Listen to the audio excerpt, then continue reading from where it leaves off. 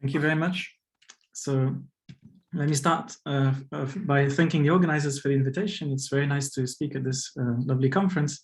So unfortunately, I couldn't make it in person, but I'm very glad to speak online. So what I want to talk about is an ongoing project of trying to quantize non-ultralocal field theories using this notion of affine Gaudin models, and in doing so, connecting with this ODE and correspondence, which most people are by now quite familiar with. So I'll explain what all these words mean in due course, but the outline of my talk is roughly the following. So there are different types of Gaudin models. You can talk about Gaudin models in the classical or in the quantum regime, and you can talk about Gaudin models associated to finite-dimensional algebras and to affine Kac-Moody algebras. So I want to present each of these because they're all useful in understanding ultimately this corner here, which is the affine quantum corner. So this is essentially what I want to claim is underlining the ODE and correspondence. And before we get to this, it's useful to understand how the classical affine Gaudin model described what are non-ultralocal models. And on the other side, in the finite quantum world, we have this well-understood correspondence called the Gaudin-oper correspondence. So I'll describe this in some detail. And I want to argue that this is sort of a finite-dimensional analog of the ODE correspondence. So I'll start off in this region here, which is the simplest to describe, so finite classical Gaudin models. And I also want to say that there are currently different perspectives on the ODE correspondence. And yesterday we heard a very nice talk by Gleb Kotusov on a somewhat different perspective, but I think ultimately related, closely related. So their work was essentially relating the ODE correspondence to, or describing the ODE correspondence for a trigonometric Gaudin model. So really what I'm describing here is what we can call rational Gaudin models. And then there's this whole other world of trigonometric Gaudin models, where you can describe finite, affine, classical quantum as well. And what I want to argue in this talk is that, in fact, you can get to the ODE correspondence for the field theories of interest, which are all non-ultralocal field theories. You can get to their ODE correspondence in principle without going through this trigonometric world. So all by staying within the rational world. So this is essentially the punchline of my talk, is that you can derive the ODE correspondence for certain classical integrable field theories by quantizing them as Gaudin models and get to the ODE correspondence for these models. So the motivation will be this Gaudin-oper correspondence, which I'll come to in the next section. So first, let's start with simple finite and classical Gaudin models. So the basic data you need is just a finite-dimensional Lie algebra, semi-simple, let's say, over the complex numbers. So G, and then we just pick a pair of dual bases with respect to some canonical non-degenerate bilinear form, let's say the killing form on G.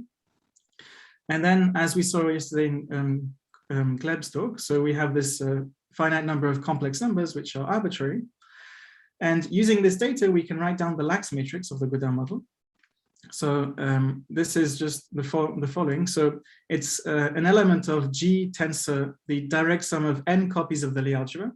So these n copies, I label them by superscript with the point to which they're attached. So there are these n points here, n equals 4 in the picture. And to each point, we attach a copy of the Lie algebra. And each of these copies has its own basis IA, superscript Z1 for this point, for this one here. And then every other copy has its own basis. So labeled by the point in question. Okay, so this is a basis in G. And so this is the Lax matrix. So classically, we want to think of these generators as commuting. So these are commuting elements. So they live in the symmetric algebra. So this thing here is really the symmetric algebra, but G copies of it. So they're attached to each point.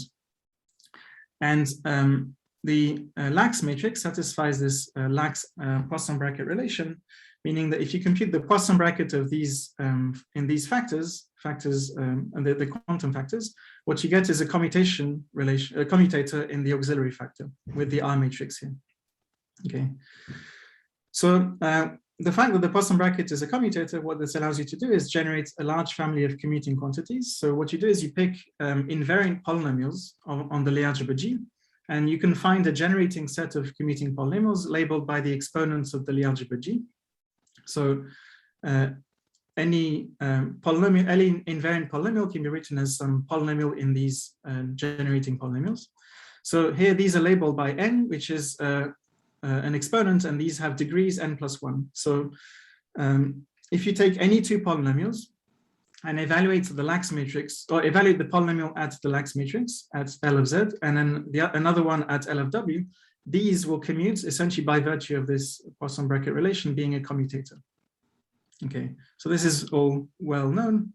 This is standard integrable system language. So what you get out of this is a large commutative subalgebra of this algebra which I mentioned above, which is the algebra of observables of the Gaudin model.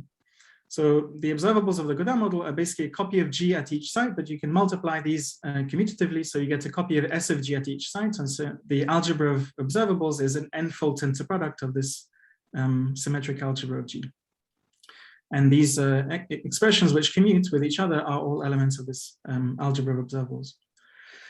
So as I said, these form a large commutative subalgebra. And so we can call this C of G labeled by the points. So it depends on the set of points because the Lax matrix depends on these points. And among the exponents, there's always one exponent, which is the number 1. And associated to this exponent is the quadratic bilinear form on the Lie algebra. So I'll call this P1. So if you evaluate the Lax matrix, or P1 on the Lax matrix, and you take a residue at one of these points, what you get is the quadratic Gaudin Hamiltonian HI. And it can be written in this explicit form. So this will be useful later in the affine case. I'll make connection with expressions you saw in Gleb-Kutuzov's talk.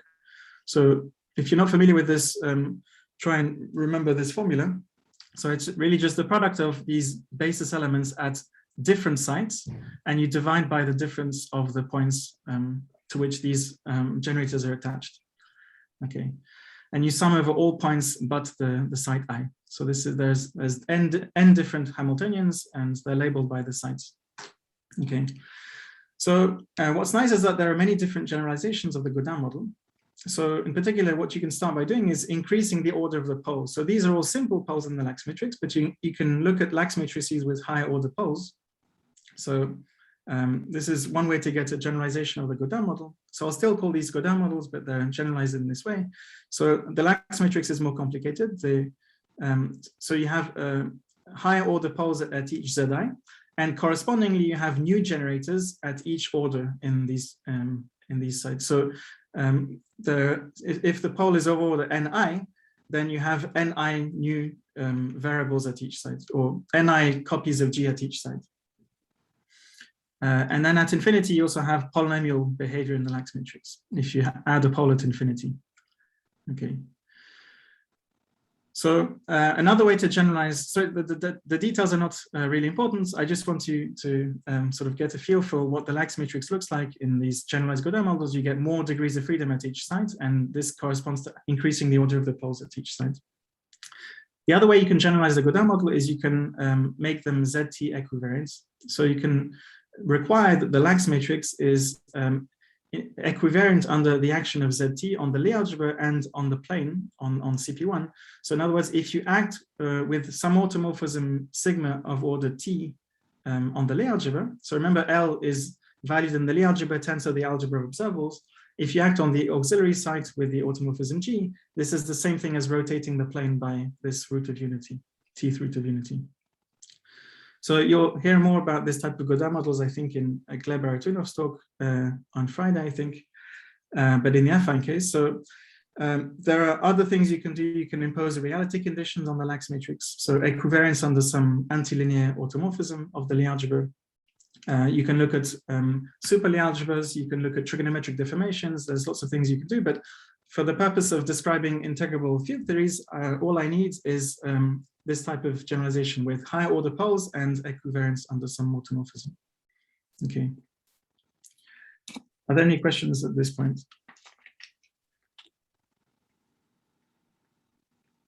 So please interrupt me at any point if there's a question or something's not clear. So what I'm interested in is describing field theories ultimately, but initially we can talk about finite-dimensional Hamiltonian systems. So suppose my system has algebra of observables given by some Poisson algebra P, and inside there's a Hamiltonian, which describes the dynamics. I'll say that this is a Gaudin model or a realization of a Gaudin model if there's some morphism of Poisson algebras from the algebra of observables of the Gaudin model to the Poisson algebra of the model itself.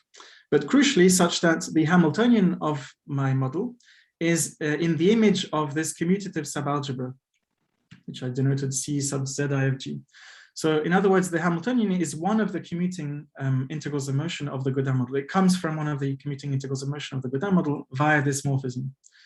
So in particular, what this buys you is a lot of other integrals of motion in your original Hamiltonian system, because the image of all the other generators are commuting with the Hamiltonian and commute among themselves because this was a commutative subalgebra.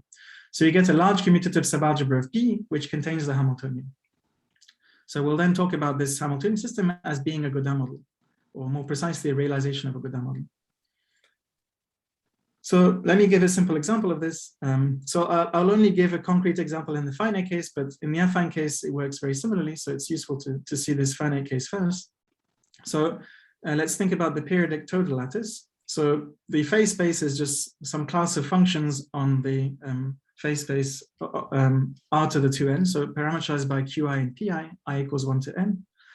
And the Hamiltonian is given by this expression, where lambda here is just some parameter. And so I claim that you can describe this as a Zn equivariant GLN Gaudin model with a double pole at 0 and infinity.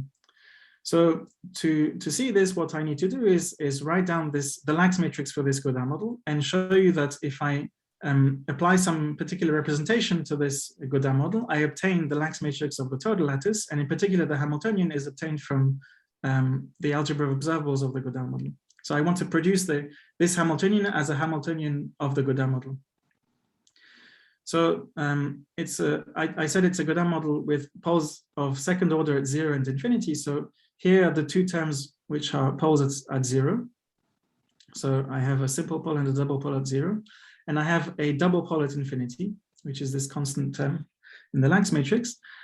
And so the fact that it's Zn equivariant is related to the fact, as I said before, that if you act with the automorphism sigma on the auxiliary factor here, on these first factors, this is the definition of the automorphism, then it's the same thing as rotating Z by e to the, in this case, 2 pi I over t, okay?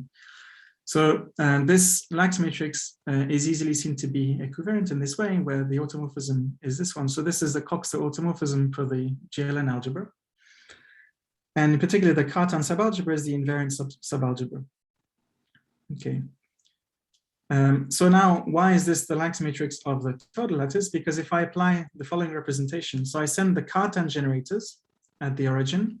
So at the origin, I have Cartan generators, and I have generators for the positive simple root generators, and also the lowest negative root generator. So I apply to the Cartan generators this representation. I send them to P, and then the simple root generators, I send them to exponentials of difference of coordinates. And the negative simple root generators, I send them to just constants, to 1. Okay. So in fact, I think I missed, there's a factor of lambda here if I'm looking at I equals 0. So in the case I equals 0, I really should have a power lambda here. So really lambda delta to the n0, I think. Yeah, and then same thing here, lambda to the power delta n0. So you want a factor of lambda for the 0th generator. Okay. And so the claim is if you apply this representation to this Lax matrix, what you get is the total Lax matrix. And in particular, if I take the trace of this Lax matrix squared, what I get is essentially the total Hamiltonian divided by Z squared. So the total Hamiltonian is obtained from the Gaudin Hamiltonians, precisely the quadratic Hamiltonians, which are contained in this expression. Okay. Any questions so far? So this is all classical and it's finite dimensional. And so now I want to go on to describe quantum. So wait, if you ask any questions, so give us a few seconds, you know. So I'll wait. Yes, so I would say that the true art in this business is to find this map, you know, from the generators to the phase space variable.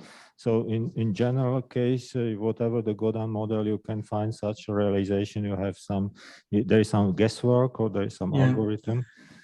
So it's really essentially working backwards from the Lax algebra, the usual Lax algebra. So, you derive this non-ultralocal Poisson bracket for the Lax matrix, and then from this you can infer what the Gaudin model is and what the representation is.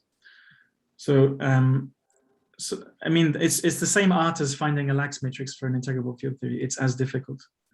But once you have a Lax matrix for the Gaudin for the field theory, you can infer what the Gaudin model is from that. Yeah. But do you have a sort of T-duality that you can obtain for the same Gaudin models, two very different Hamiltonian? Yes, yes. So I think Poisson-Lie T-duality is an example of two models coming from the same Gaudin model, but with different representations, different realizations. So my guess is you can think of dualities as essentially a relation between two models with the same underlying Gaudin model. So this is one point of view and this is true for Poisson-Lie T-duality. And this applies also in the finite case. You have some Yes, examples? I don't know examples off the top of my head. But yes, I mean, this is the same. I mean, I should have examples, but I can't think of them. But yeah, it's the same principle. I think it's important that you remember, because such examples, I don't know them. And so do they exist? Are you sure? I can think of some of them. I can't remember if I ever came across any in the finite case, because I wasn't focusing on that, but I'm sure they exist. I just haven't looked hard enough. Okay. Yeah.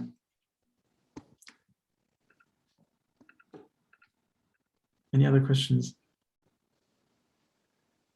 But yeah, as you say, finding this representation is somewhat of an art. It's like finding the Lax matrix for a given integrable field theory or an integrable model. Yeah. Okay, so what's the advantage of having a Gaudin model presentation of a given integrable system? Well, the advantage is that in the quantum world, you can describe the bit ansatz, and in fact, its generalization in a very elegant way. So there's a very nice description of the spectrum of a Gaudin model in the quantum setting. So first, let me define what I mean by quantum Gaudin model in the finite dimensional setting. So it's really the same setup as before, exactly the same data. So finite dimensional algebra, some dual basis, and then some finite complex numbers. And then the Lax matrix is exactly the same as in the finite dimensional classical case. The only thing is that we think of these now as non-commuting. So in other words, when we multiply two things in the quantum space, you keep the order matters. So they really live now in the enveloping algebra rather than the symmetric algebra. And in particular now, rather than computing the Poisson brackets in the quantum space, we really compute the commutator in the quantum space. And it's given by the same commutation relation. Okay, so it's the same as before, just the interpretation is a bit different. But the interpretation leads to a very different story, because now this algebra doesn't immediately lead to obvious integrals of motion. It's much harder to construct integrals of motion from this algebra. So the quadratic Hamiltonians, in fact, are the same as before. And this is easy to see because the expression for the quadratic Hamiltonians only involves products of generators at different sites. So here, j is not equal to I. And so the order doesn't matter in this product. I should have said that this is really the enveloping algebra n-fold tensor product. So the copies of G at different sites, they all commute. And so the order here doesn't matter. So the quadratic Hamiltonian is the same as in the finite case, in the classical case, but then you expect some corrections to the higher order Hamiltonians. So in other words, the Pn of L of Z will receive corrections in the quantum theory. And indeed, it's a theorem of Fagan, Frenkel, and Reshettikin from '94 that there is a quantization of this classical Poisson algebra I described before. So there's a quantization called the Gaudin algebra or bit algebra, which contains these quadratic Hamiltonians, but more in general. For the algebra G of rank greater than 1, there are more generators of degree 3 and higher. And this, the full set of these generators is a maximal commutative subalgebra of the enveloping algebra and full tensor product. And in fact, it's unique. It's uniquely determined by requiring that these Hamiltonians commute with the quadratic Hamiltonians. So this is really the centralizer of the quadratic Gaudin Hamiltonians. This is shown by Rybnikov in 2006. Okay, and then this really quantizes this algebra. So you can reinstate some h bar dependence here, and then if you take the h bar goes to zero limit, you recover the classical Hamiltonians or some linear combination of them. Okay. So just as in the classical setting, we're interested in describing models as representations of the Gaudin model. So in other words, we want, if you have a physical system with algebra observables A and some Hamiltonian, you want to find a representation which describes your observables as Gaudin representations of a Gaudin algebra. And in fact, ultimately, what we want in the quantum case is to represent the algebra of observables on some Hilbert space. So really, we want to also look at a representation from A to endomorphisms of the Hilbert space. So in fact, all we care about is really just representations of the Lie algebra G. So we can specify the model in the quantum theory by specifying a representation for the Lie algebra U of G at each site. So in other words, we can describe the spin chain as a tensor product of representations of the Lie algebra G. So this specifies the model. In the quantum theory, I can specify my model by a choice of G modules at each site. Excuse me, yeah. Do you suppose some real forms of the algebra, or when you speak about representations? Yeah, so I'm going to ignore reality condition issues throughout the talk, but you can impose real form. So as I said before, this is done by considering what you can call real Gaudin models, which are equivariant under some antilinear automorphism. I would say that the representation theory does depend a lot on the real form chosen. Yes, yes. Sure. I mean, but so if you're interested in real models, then your representation should be compatible with some antilinear automorphism. So there'll be some automorphism tau antilinear on the Lie algebra, and you want the Lax matrix to have this property. So yeah, I mean, in the real case, I think you're still working with a complex Lie algebra, but you want to have some compatibility condition with some antilinear automorphism on the Lie algebra, which essentially amounts to finding a representation of the real form. Yeah, so, but I'll ignore reality condition issues in this talk, but yeah, you should take care of these. So, so because we know this Gaudin algebra exists, so this encodes the integrals of motion of the Gaudin model. What we want to do is describe the joint spectrum of this commuting family on this Hilbert space. And so the first question to ask is, what is the appropriate language for describing joint integrals of motion, joint eigenvalues of this commutative subalgebra? And the answer is essentially given by what is the spectrum of this as an algebra. So in other words, because this is a commutative algebra, you can represent it as the algebra of functions on some algebraic variety. And this points in this variety essentially give you a convenient way of describing joint eigenvalues of this commutative algebra on any Hilbert space. So it's an important theorem obtained by Frenkel in 2004 that the Gaudin algebra is isomorphic to this algebra of functions on this particular space. So this will be crucial in making connection to the ODE and correspondence.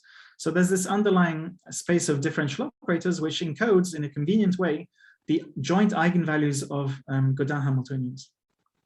So let me describe what this space is. So it depends, first of all, not on the Lie algebra itself, but on the Langlands dual Lie algebra. So this is just the Lie algebra with the transposed Cartan matrix.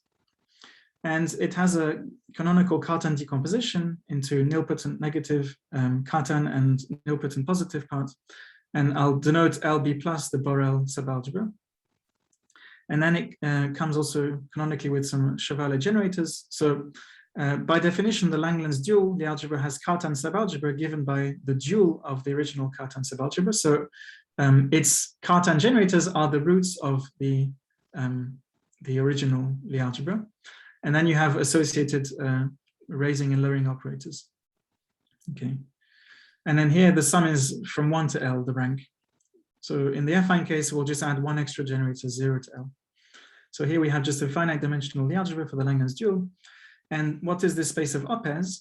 It's the following space of classes of connections. So you take connections on the spectral plane, CP1, which are valued in the Langlands dual Lie algebra. But more precisely, their components are of the following form. So they contain this sum of negative nilpotent generators plus some Borel generators, which depend rationally on the spectral parameter. And then you look at this class of connections modulo gauge transformation by the unipotent subgroup, again with coefficients in the rational functions on CP1. So this is the definition of the space of opers on CP1 associated to the Langlands duality algebra. So in matrix form, if you look at GLN, what this means is just that you have a connection DZ plus, in fact, I've written it here for GL2. So let's look at SL2. So I have the space of opers for SL2. In fact, for SL2, the Langlands duality algebra is the same. And so this is my space of opers. It's given by connections valued in SL2, but with the following special form. So there's a 1 below the diagonal, which corresponds to this sum of negative nilpotent generators, and then plus a Borel rational function, which is this upper triangular matrix. And I'm allowed to look at, I'm only concerned about a class of such connections modulo gauge transformations by unipotent subgroup with just one coefficient here in the rational case, which is a rational function in SL2 case. Okay, so this gauge equivalence class has a canonical representative, which is called the Drinfeld-Sokolov gauge. So you can find a unique representative of this class of gauge connection of the following form, which has zeros on the diagonal and just a rational function in the top right component. So in terms of A and B, this is the expression for the unique component here. And why is this interesting? Well, because remember that we're interested in describing the spectrum of the Gaudin algebra. And we said that we can view each element of the Gaudin algebra as a particular function on this space of operators. And so if you have a given Hamiltonian, it should correspond to a specific function on the space of opers. And the value of that function on an oper corresponding to a joint eigenstate will give you the eigenvalue for that Hamiltonian. So in particular, the quadratic Hamiltonians, which are the only Hamiltonians in the SL2 case, their eigenvalues, so remember we have these quadratic Hamiltonians given by the residue of P1L, which is just trace of L squared. Their eigenvalues on an eigenstate which has joint eigenvalue described by a given oper, their eigenvalue is just given by the residue of this particular function at Zi. So you give me an oper, I know this represents a joint eigenvalue for this collection of Hamiltonians, and I want to find the eigenvalue of the quadratic Hamiltonians. What I do is I just bring the oper to canonical form. I have a uniquely defined rational function here, and I just take its residue at Zi, and I get the eigenvalue of Hi. Okay, so that's the procedure. So an oper encodes joint eigenvalues in this way, and it's easy to see in the finite case because we have it unique canonical forms. And so in particular, in general, if I have an oper, so remember this is just a class of connections of the following form, I can still bring it to a unique canonical form, which is some generalization of what I described in the SL2 case. So you still have this lower ones on the subdiagonal, and then you have sum over some Lie algebra elements, which the definition is not relevant, but there are coefficients in front. And so these generators are labeled again by exponents of the Lie algebra. And so these functions, they come, there's one for each exponent of the Lie algebra. And the claim is that these expressions describe the eigenvalues of the quantization of these classical Hamiltonians. So remember that in the classical theory, I gave you explicit expressions for the Gaudin Hamiltonians, the higher Gaudin Hamiltonians. They were labeled by invariant polynomials of the Lie algebra acting on the Lax matrix. I told you that Fagan, Frenkel-Reshetike proved that these quantize. So there's a quantization, so each of these receives some quantum corrections. But then the claim is that the eigenvalues of these Hamiltonians, these high Hamiltonians, is given by this precise function. In particular, if you take a residue of this rational function, you get the eigenvalue given by the corresponding residue of that rational function. Okay. So it's a very concrete, explicit way of encoding the eigenvalues of the higher Gaudin Hamiltonians. Okay, so this is what I call, or what some people call in the literature, the oper Gaudin correspondence. It's essentially a correspondence between joint eigenvalues and opers. Okay.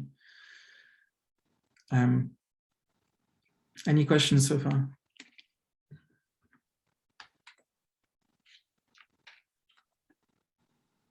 Do you control also the behavior of eigenfunctions? Yes, in the case, for example, when the representations are highest weight modules, then you have formulae for the beta vectors, which essentially are the joint eigenstates. So there's a whole story I'm not telling you about, which is in a specific case of a tensor product of Verma modules, you can actually write explicitly the opers. So I told you if you give me an oper, I can read off the eigenvalues, but there's a much deeper story, which is given a tensor product of representation, namely Verma modules, I can explicitly write down the class of opers, which give rise to the corresponding beta states. Mm-hmm. Yeah. So these are called Mura opers, if you're interested in reading up about this. So this is the class of Mura opers describe the opers which encodes the beta states on a tensor product of Verma modules. Yeah. Maybe yes. Another question. So the whole theory is for situation of general position. So the i's are not supposed to be equal to each other, or in principle. This is general position. The general position. So. So you're thinking of colliding some points? Colliding, yes, colliding singularities. And another thing, this is generic. General. Another thing is that the condition of having only regular singularities is somehow important for the whole theory. It shows up somewhere. So so the regular singularities I should have mentioned. This is to do with the fact that I'm here describing the original Gaudin model, which has simple poles. Mm-hmm. And the theorem was proved by Frenkel in this case. There is a paper by Fagin, Frenkel, and Toledano-Laredo on higher Gaudin models with irregular singularities, and I think they have an analog of this theorem, where now the singularities are not regular. You have higher order singularities in the oper, corresponding to the fact that you're describing the Gaudin algebra for a Gaudin model with higher order singularities, higher poles. Thank you. So there are lots of generalization. There's an unproven conjecture by myself and Sylvain Lacroix on this isomorphism for cyclotomic Gaudin models when you have this ZT equivariance. So there's still a lot of work to do in the finite case, but the point is, compared to the affine case, a lot is understood, and a lot of deep theorems have been proved, in particular this one by Frenkel. Okay. So now let me move on to the third section, which is affine classical Gaudin model. So I claim that this is very important to describe non-ultralocal integrable field theories. And essentially, there's a correspondence between affine classical Gaudin models and classical integrable field theories. So the point of view is that you should think of two-dimensional integrable field theories with lax matrices valued in some Lie algebra G, or lax connections, I should say, as some representations of affine Gaudin models. So to describe this, let me first describe the setup. So it's really the same as before. It's just that we replace the finite Lie algebra G by this untwisted affine Kac-Moody algebra. So it's just tensor product of the Lie algebra with polynomial or Laurent polynomials, and then you add the central element and the derivation element. You have corresponding dual bases with respect to this canonical bilinear form on the Kac-Moody algebra. And so this is non-degenerate by virtue of the fact that we've added the derivation element. And you still have to pick a base, just a finite set of complex numbers, Zi. And then the lax matrix is exactly the same as before. It's just that you have to be careful because now, I should have said before, this sum over A is implicit. So there's an implicit sum over dual basis elements. And in fact, this sum is now infinite. So there's an implicit sum over A twiddle, which is an infinite index. It runs over all loop generators and these KD. So it's an infinite sum, but you have to work in a suitable completion. So that's the only technicality. Okay, and in particular, the Gaudin algebra is some completion of the n-fold tensor product of the symmetric algebra of these Kac-Moody algebras at each site. Okay, so you have to work with some completions to allow infinite sums. So allowing infinite sums just means that, if you have a sum like this, sum of IA at side Zi, let's say IAN at side Zj, this sum here over n, you can think of as an integral over d sigma of a product of two currents, where these are the Fourier modes of the currents. So this infinite sum represents really just an integral of a product of currents in this case. Okay. So the Poisson algebra is the same as before. It's really the same. Again, you have to be careful. There's completions. You're working in some completed tensor products always. And so the first observation that this is useful for describing field theories was actually in the quantum setting. So this was the work of Fagan-Frenkel in 2007, where they noticed that the quantum KdV theory can be described as an SL2 Gaudin model for the affine algebra SL2. And what they showed remarkably is that when you quantize the Gaudin model, the KdV theory as a Gaudin model in this way, the corresponding affine Gaudin model has a spectrum which can be conjecturally described, as I'll describe later. You can naively extend this Gaudin oper correspondence to the affine case, just very naturally. It's not proven, but you can infer what the affine analog should be. And they showed that the opers which you would naturally write down for the spectrum of the affine Gaudin model corresponding to the quantum KdV are exactly the BLZ, Bajanov-Likhanov-Zamolodchikov ODEs, which they wrote for the excited states, building on the original work from Doré theory. So they were able to rederive these ODEs from a conjectural affine analog of the Gaudin-Oper correspondence, which they understood very well in the SL2 finite case. Okay. So from my point of view, Gaudin models or affine Gaudin models are very interesting because they describe a whole class of non-ultralocal classical integrable field theories, which we're all very interested in. So in particular, all integrable sigma models, they are of the non-ultralocal type, and they all fall into this category of models which have a Gaudin model realization. So the idea is that if you start from the Gaudin... Excuse me, yes. also the dressing coset, integral dressing coset fall down in this category? Dressing cosets, I think so, yes. Yes, it's part of this, but it's one of these Gaudin models with a ZT equivariance because there's a coset quotienting. I think you'll hear more about this in Gleber-Artunov's talk. Coset models described as Gaudin models. Yeah, but they are described by this story. So the thing is that most interesting field theories are described by generalized Gaudin models, not by the original Gaudin model. You have to sort of look at higher order poles or equivariance under some automorphism to get interesting models.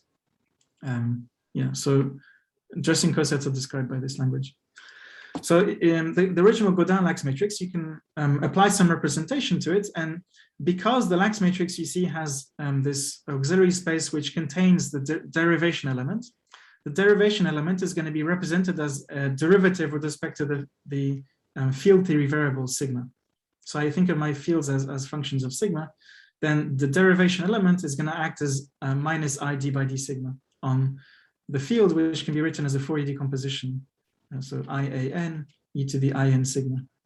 So the derivation element acts by differentiation with respect to sigma. And so in particular, so in fact here what I mean is d sigma, as I just explained. The derivation element is represented as d by d sigma. And so what I get is a connection on the circle whose coefficients are the usual Lax connection that people are familiar with. So this is the spatial component of the Lax connection of my integrable field theory. It comes about from representing the loop part of the Gaudin Lax connection. And note crucially that when you represent the loop part, what you get is really phi times L. That's the combination that comes out. Okay, but you have to divide by phi to get the usual Lax matrix. In other words, the poles of the usual Lax matrix are exactly the zeros of the twist function here. Okay. So this twist function plays a fundamental role in the non-ultralocal story. Essentially, it governs the Poisson bracket of this Lax connection. In particular, if you represent the Gaudin Lax algebra, this Poisson bracket algebra, you apply the representation I just talked about to this Poisson algebra. What you get is the usual familiar non-ultralocal Lax algebra. Okay, so it depends on this skew symmetric part of an R matrix and the symmetric part of the same R matrix. And in particular, this is what's called the non-ultralocal term, which causes problems in the standard quantization of these theories. So when this term is absent, we know how to quantize it using this RTT formalism.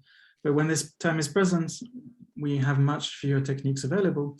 And what I want to essentially argue is that by viewing these field theories as Gaudin models, they should admit quantizations as Gaudin models. And the first example of this was quantum KdV, but I claim that there are other examples.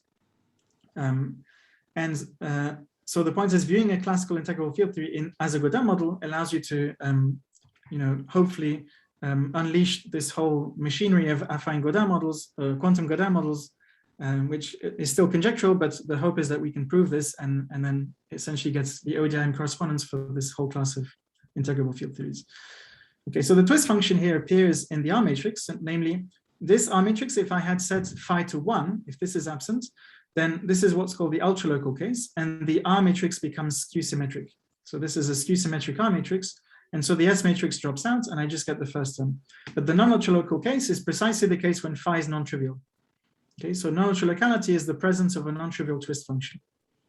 So remember that if I have a non-trivial twist function, I'm dealing with a non-ultralocal integrable field theory. And as I tried to explain, this non-ultralocal integrable field theory can be thought of as arising from some representation of some affine Gaudin model.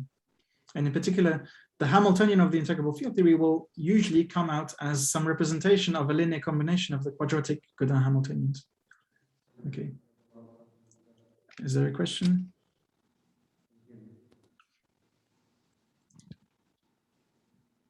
Can you hear me? Yes, hi. I was just saying there are about 5 minutes left. Oh, okay, yeah, I see, yeah. So then maybe let me go quickly. So, so once you have this affine Gaudin model, you can ask, well, can we still build higher integrals of motion? So the quadratic Hamiltonians you can build as usual, just the same formula applies, with just affinization. So you take the same formula but with affine generators. But the claim is you can still build higher order Hamiltonians, but they're built in a more complicated way. So namely, there's a theorem which works for classical types, which says that there is a special family of invariant homogeneous polynomials labeled by the exponents of the affine Kac-Moody algebra, G twiddle. And for each of these polynomials on the finitely algebra G, if I evaluate them at a Lax matrix, and then I evaluate the Lax matrix at a 0 of the twist function, then these things are local integrals of motion of the classical integrable field theory, namely, and they Poisson commute with each other. So this is a local integral of motion, which is built from the Lax matrix evaluated at a special point, which is a 0 of the twist function. And I take specific invariant polynomials of this Lax matrix and then integrate it over the circle, and I get a local integral of motion. Okay, so this is an infinite family because these are infinite number of exponents. In particular, the quadratic Hamiltonians are given by this quadratic bilinear form in this way. Okay. So this is a general story which was initially understood for the PCM without this framing in the language of Gaudin models by Evans, Hassan, McKay, and Mountain, but generalized to all these affine Gaudin models in this work. Okay, so now let me describe a conjectural story for the affine Gaudin model in the quantum case. So it's the same setup as before. Again, to quantize, all you do is you interpret this Lax matrix differently. You think of these as non-commuting generators of some an algebra of observables, which is some completion of an enveloping algebra. And the Lax algebra is the same as before. In the classical case, just affinized. So now you have the quadratic Hamiltonians, which are the same as before. This formula still works because these commute, so this makes sense. You still have to work with the completion.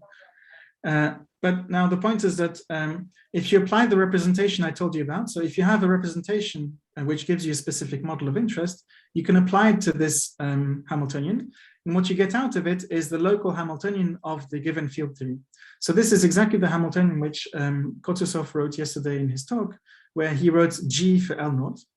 So this is the same formula. And he had an integral over J squared here. So it's really the same formula. It's really coming from a representation of this universal Gaudin Hamiltonian in the affine case. Okay. So a natural question is, what are the high Hamiltonians? So we heard yesterday mostly about the quadratic Hamiltonians in Gleb Kotosov's talk. So there was a description of some procedure for describing the high integrals of motion based on the Virasor algebra or W algebras. But a natural question is, can you build these within the Gaudin model story?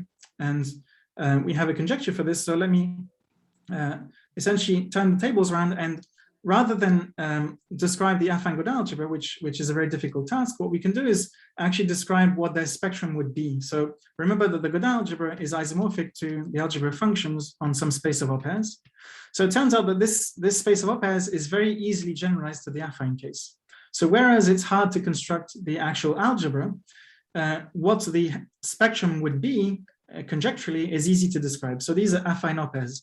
So I'll describe this very quickly because it's very similar to the finite case. So you take the Langlands dual algebra of the affine algebra. It has a Cartan decomposition as before. As I said, the Chevalier generators, there's just one extra copy associated to the affine Cartan, the affine Dinkin label, or the affine root.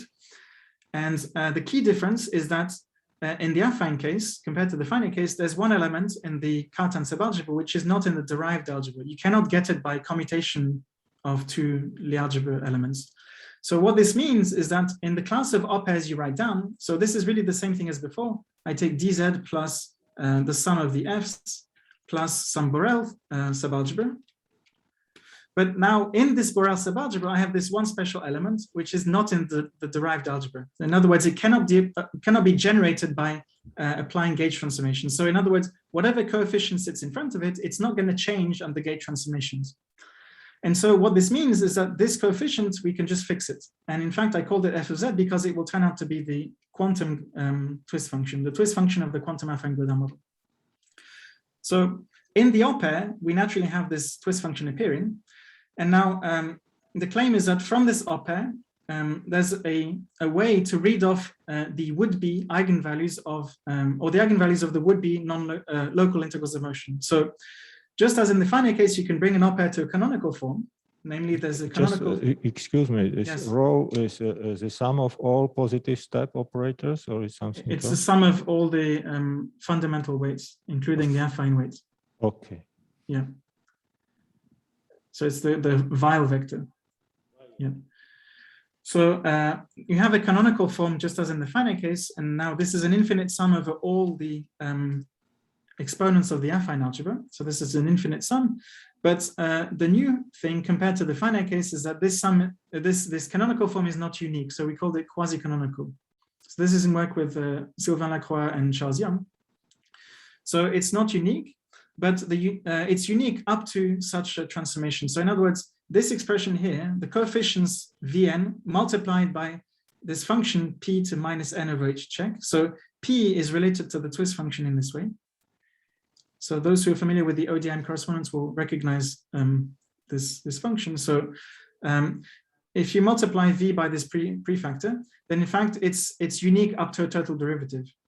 And so what this means is that the integral of this function over curves which have a uni-valued branch of the function p to this power, they will be a well-defined function on the space of opers. So you can extract a well-defined function on the space of opers by going to this quasi-canonical form and integrating this combination.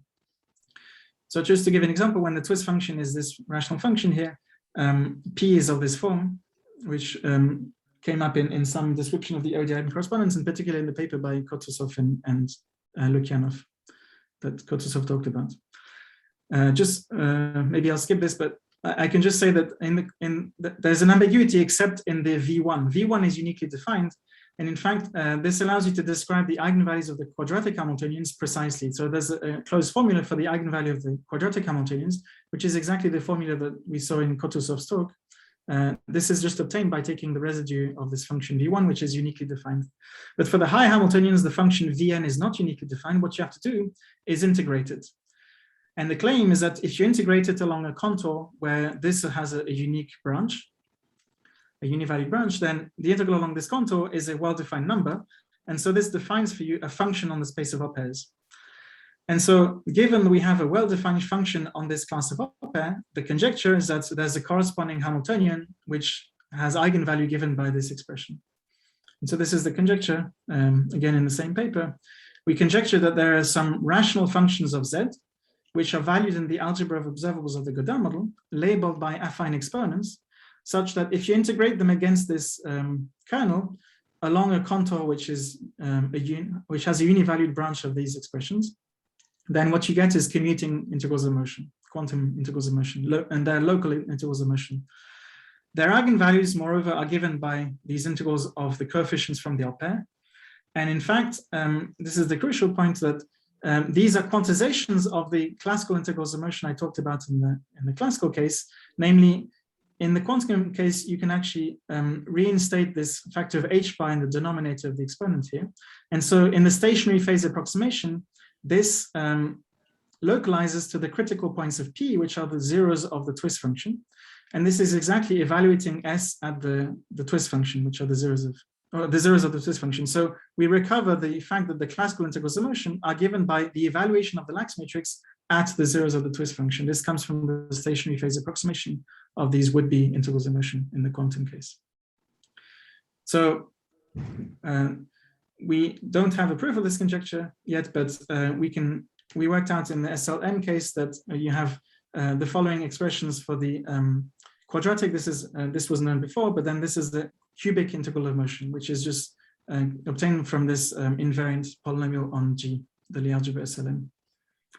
Okay.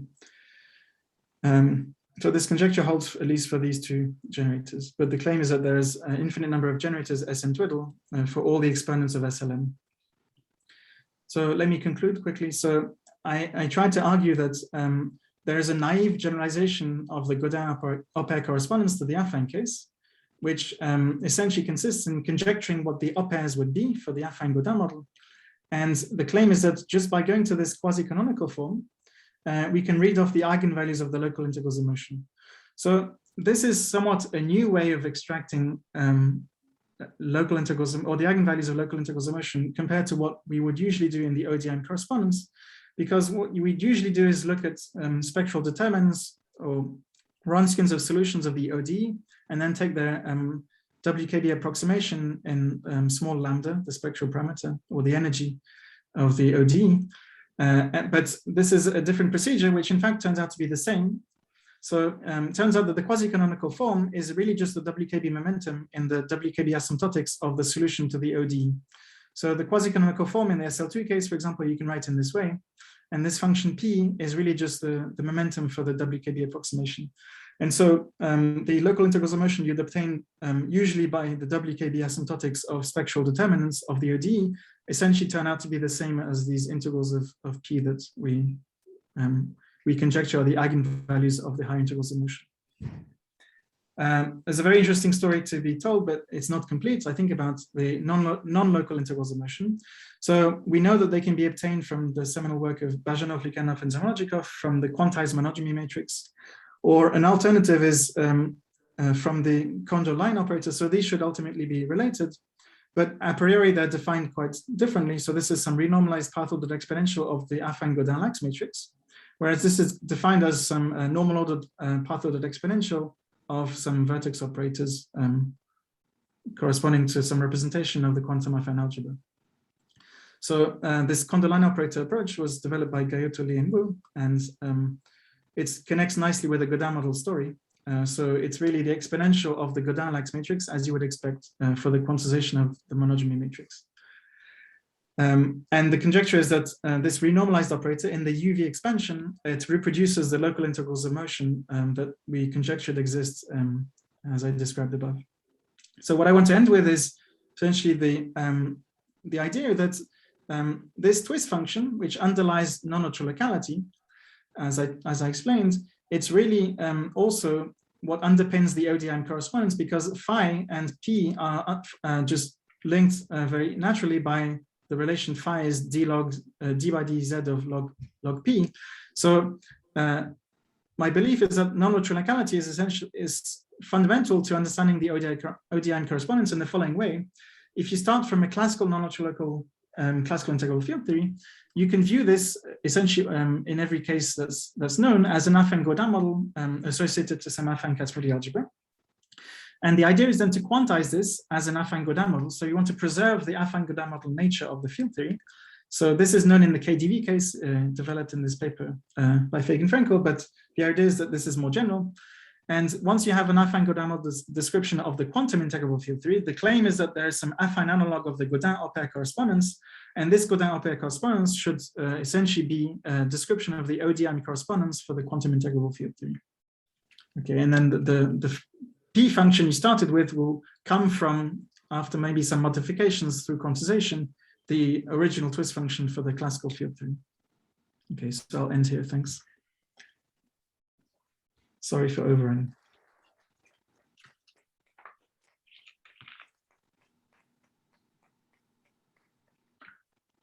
Are there questions?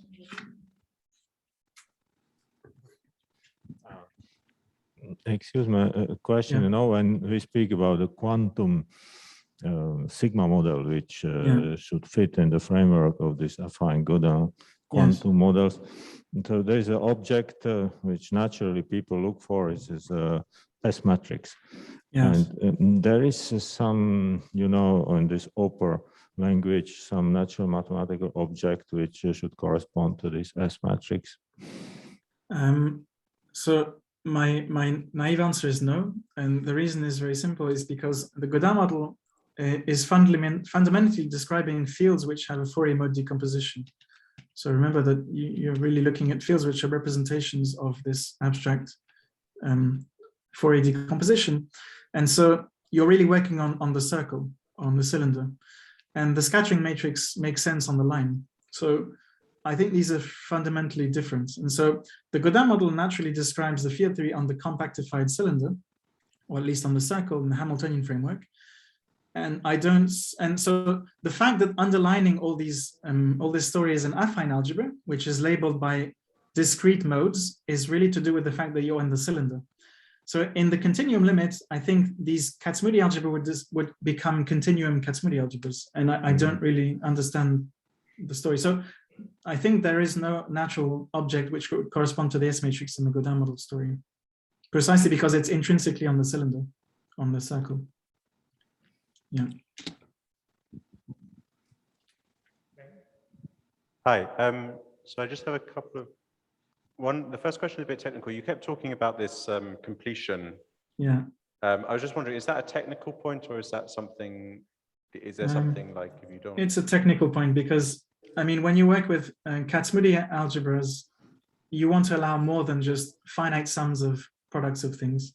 Right. You want to allow infinite sums, and the reason is because what you want is to describe, you know, I want to just, so here I can use the same thing. So I want to describe the integral, let's say, of j squared. And this, if you write in terms of Fourier modes, this is an infinite sum. So it's just a technicality that, yeah, when you're working with the abstract Kac-Moody algebra, you want a completion to allow for integrals of currents, which you would naturally have if you were just thinking in terms of currents. Yeah. And then I guess this is probably the same answer to Stirad's question, but you were talking about these non-local charges. I guess trying to see things like the Yangian algebra would require you to be on the infinite line. Do you expect to see, I mean, for the PCM, say? Yeah. So it's true that you get the Yangian on the line, but you can also see this in the affine Gaudin model? Or? No, but can you not also see the Yangian or maybe the quantum affine algebra on the circle? I think, that it's less clear, yeah. But okay, but there is nothing.